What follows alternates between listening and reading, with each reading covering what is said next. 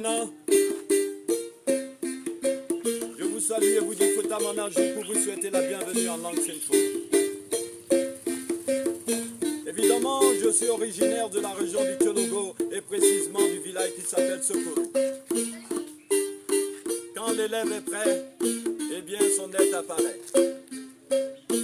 Non, je ne suis pas le maître de la parole, mais l'élève qui suit son maître et laisse la parole guider son aide.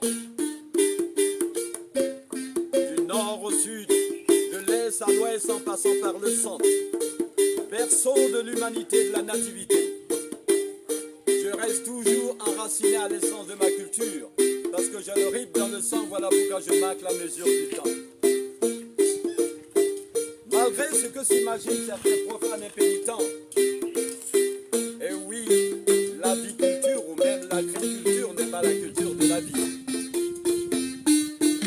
Pas plus que la pisciculture n'est pas la culture des piscères de coco. À l'encontre de ce qu'en pensent certains innocents qui parlent de l'être, et oui, la puériculture n'est pas la culture du puéril.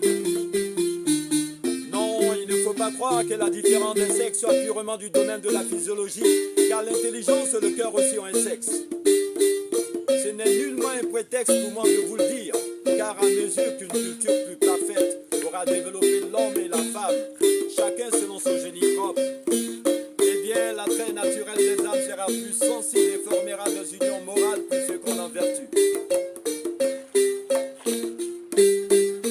La culture est un bien que nous rend la nature.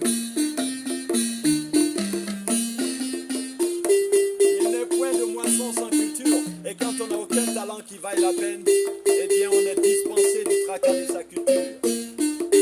Elle se doit d'être insatisfaite, sinon elle succombe. Un peuple sans culture est un monde sans âme. En somme, la culture n'est pas une accumulation des valeurs du passé, elle en est l'héritage conquis qui invite à l'union de cœur et à la valorisation de mœurs. Balafon d'Afrique.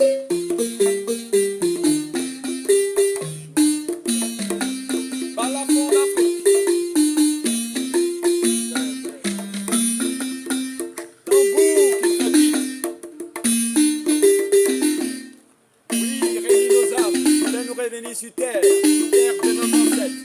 Fais que le son apaise nos sens et nos âmes, afin que civilisent les esprits pour transformer les énergies aux quatre points du souffle d'esprit. Écoutez cet air, dépouillé de toute faussette comme de toute rayée. Écoutez cette mélodie. Écoutez cette musique.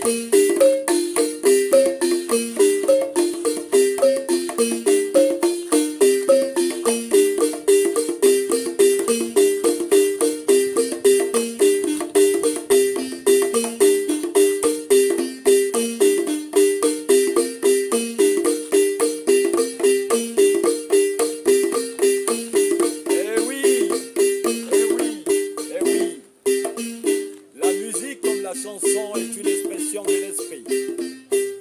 Elle témoigne de la sensibilité de nos vies. Là où elle commence, plus rien n'existe. On oublie nos soucis et on se laisse emporter par le tourbillon des notes qui s'envolent vers le firmament. Elle nous permet d'exprimer nos émotions. Au-delà de toute considération, préservons nos traditions. Car c'est de cette façon que nous développerons notre humanité. Avec les autres, elles nous sont révélées, mais c'est à nous de les gérer. Un monde où tout se ressemblerait n'aurait vraiment pas d'importance. Oui, il est temps de nous accepter, de nous aimer afin de nous réaliser, pour que l'espérance à la culture soit la chose la plus absolue en chacun de nous.